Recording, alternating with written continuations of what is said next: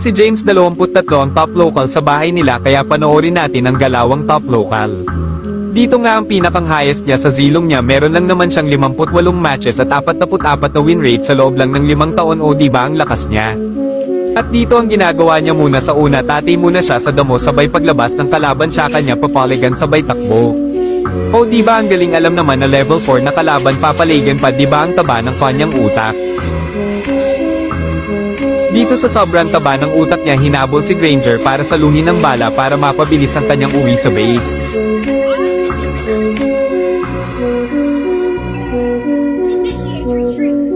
At dito ang ginawa niya muna sa una, tumatay muna siya sa damo para mangabang kalaban sabay pag nakakita siya ulti sabay habol kay Natalia.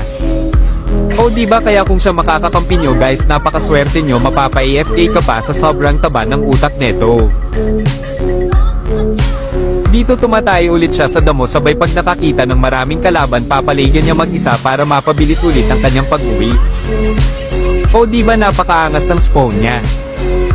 Kaya dito lumipat siya ng mid para push ng Torre kasi hindi niya mapush ang Torre sa top kaya iniwan niya ito dito. Pagkatapos niya mag-push, akala ata Torre pa si Natalia kaya napatay siya.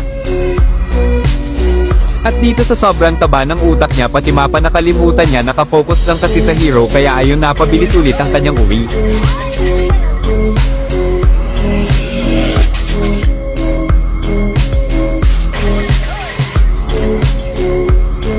Kaya kung si James 23 makakampi nyo or kalaban mag-surrender agad kayo, siya lang naman ang pinakamalakas magsilong sa kwarto niya.